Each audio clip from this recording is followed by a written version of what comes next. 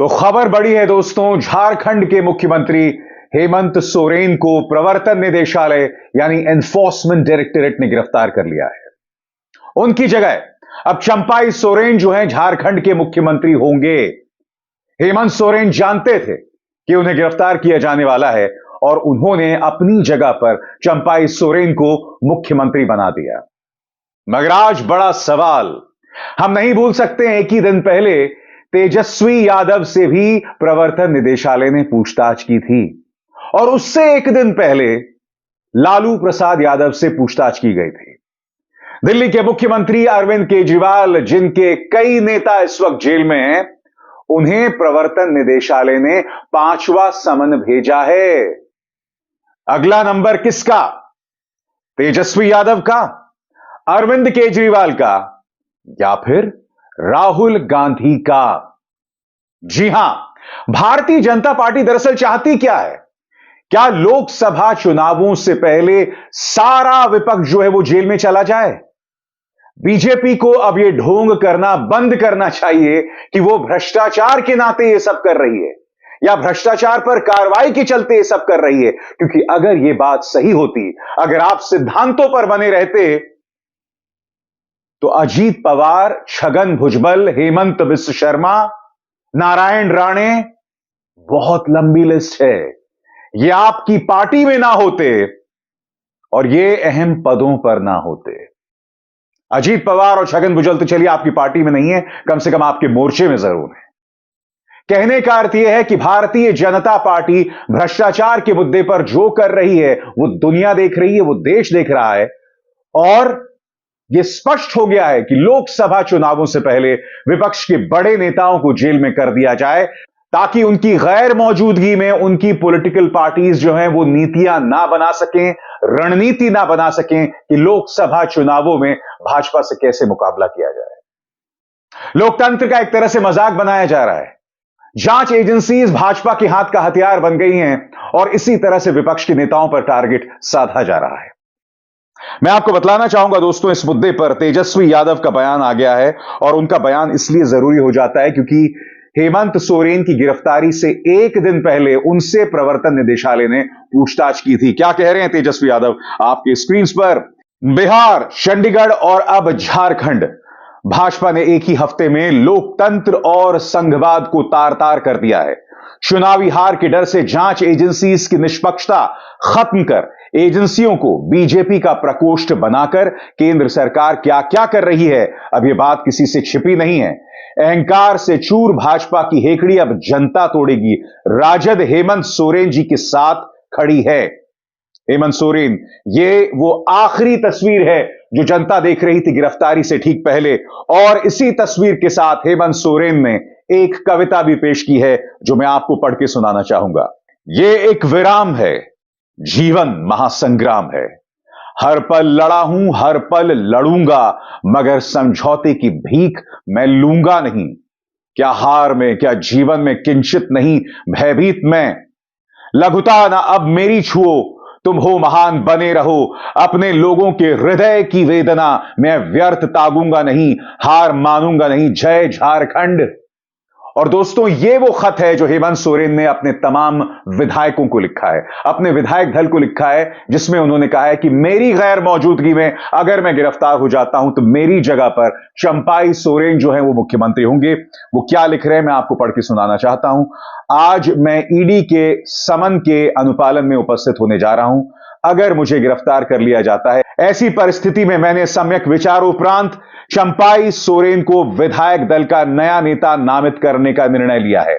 विधायक दल की बैठक में इन्हें विधिवत रूप से विधायक दल का नेता चुनने के उपरांत सभी सहयोगी दलों के नेताओं के साथ उनका समर्थन पत्र लेकर नए नेता के नेतृत्व में आप सभी माननीय विधायकगण माननीय राज्यपाल के समक्ष जाकर नई सरकार के गठन का दावा पेश करेंगे एवं अपने चट्टानी एकता का परिचय देते हुए नई सरकार के गठन तक रांची में उपस्थित रहेंगे। चंपाई सोरेन झारखंड के अगले मुख्यमंत्री। और अगर आपने गौर किया होगा दोस्तों, हेमंत सोरेन ये भी कह रहे हैं कि मैं समझौता नहीं करूंगा। अगर हेमंत सोरेन चाहते तो यही ईडी के जो अफसर हैं उनकी सेवा कर रहे होते। अगर वो चाहते तो वो समझौता कर सकते थे, जैसे अजीत पवार ने किया, जैसे एकनाथ शिंदे के कई विधायकों ने किया, जैसे हेमंत बिस्व शर्मा ने किया, जैसे छगन भुजबल, नारायण राणे, लंबी फहरिस्त है दोस्तों। मगर यह आदमी झुका नहीं, बिल्कुल उसी तरह से जैसे मनीष सिसोदिया नहीं झुके, बिल्कुल उसी अंदाज में जैसे संजय सिंह नहीं झुके, बिल्कुल उसी अंदाज में जैसे राहुल गांधी झुकने का नाम नहीं ले रहे। तेजस्वी यादव भी स्पष्ट कह रहे हैं कि मैं नहीं झुकने वाला। पांचवा समन अरविंद केजरीवाल को, कि अगली बारी अरविंद केजरीवाल की है। मुझे लगता है कि अगली गिरफ्तारियां न सिर्फ दिल्ली की पृष्ठभूमि की होने वाली हैं, बल्कि बिहार की पृष्ठभूमि से भी अहम गिरफ्तारी की जा सकती है। भाजपा यह खुला खेल खेल रही है दोस्तों।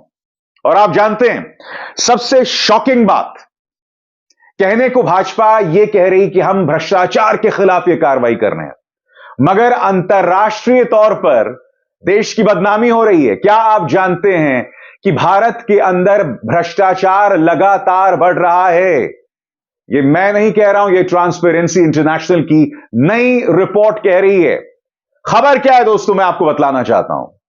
दैनिक भास्कर के मुताबिक भारत में भ्रष्टाचार बढ़ा है। 180 देशों की ट्रांसपेरेंसी रिपोर्ट में 85 से 93वें स्थान पर आया। चीन 76वें नंबर पर, पाकिस्तान 133वें नंबर पर। यानी कि भारत 85वें नंबर पर था, अब वो 93वें नंबर पर आ गया है साल 2023 में। अब आपके जहन में सवाल होगा कि ट्रांसपेरेंसी इंटरनेशनल ये रिपोर्ट कैसे बनाती है। सबसे पहले कुछ तथ्य। ट्रांसपेरेंसी इंटरनेशनल हमारी जो सार्वजनिक उपक्रम की इकाइयां हैं, उनमें जिस तरह से भ्रष्टाचार है या फिर सरकार में जिस तरह का भ्रष्टाचार है, उसके आधार पर यह रिपोर्ट बनाती है।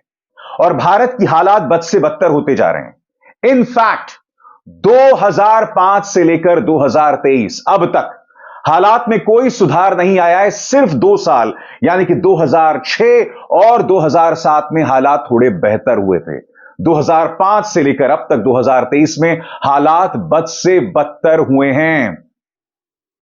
2014 से पहले क्या होता था मैं आपको बताता हूं। 2014 से पहले कम से कम मीडिया भ्रष्टाचार के मुद्दे उठाती थी, 2G का मुद्दा उठाती थी, कॉमनवेल्थ गेम्स घोटाले का मुद्दा उठाती थी। मगर आज इस पर पूरी तरह से खामोशी है।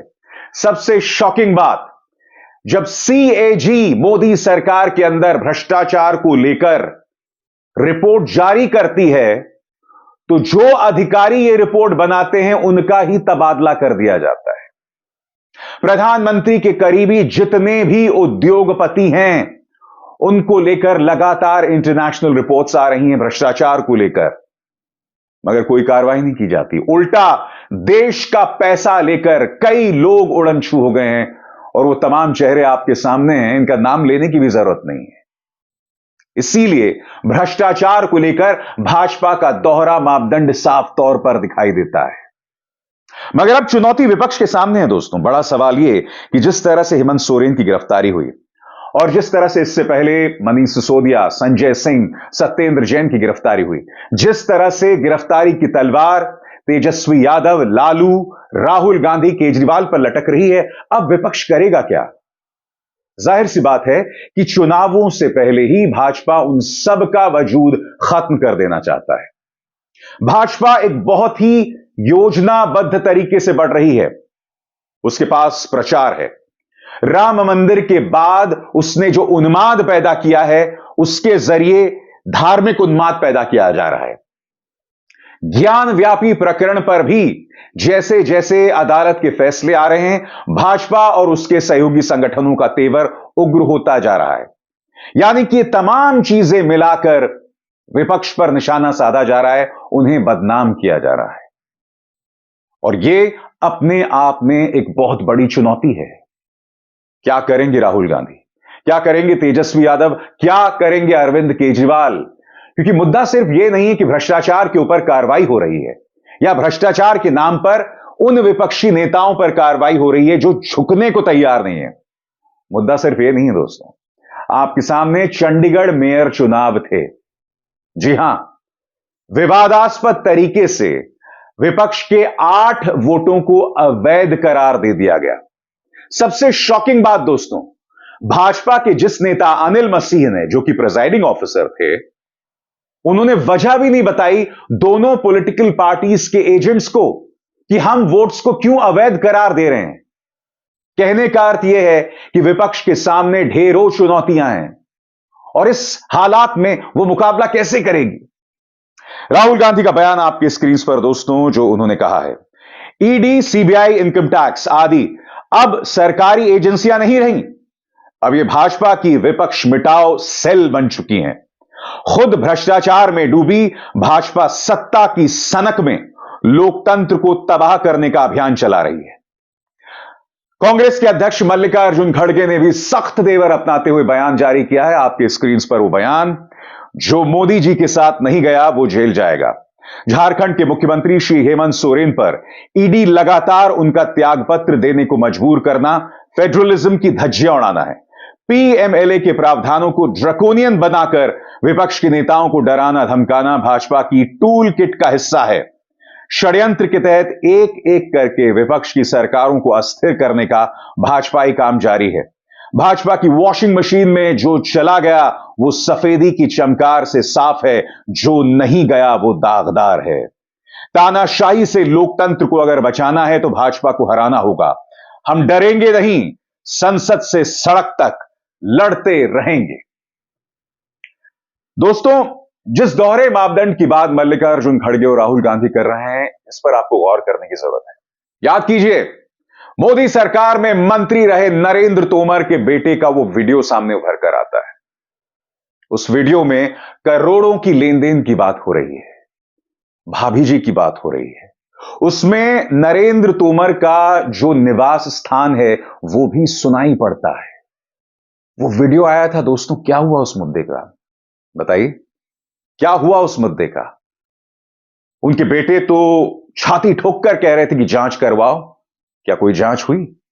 विपक्ष भी अब उस मुद्दे को नहीं उठा रहा है दोस्तों। सबसे शॉकिंग यह है, यह ना भूलें, कर्नाटक में भी एक भाजपा के नेता के बेटे के घर में करोड़ों रुपए मिले थे। क्या सीबीआई, इनकम टैक्स, ईडी उनके घर में पहुंची? नहीं पहुंची।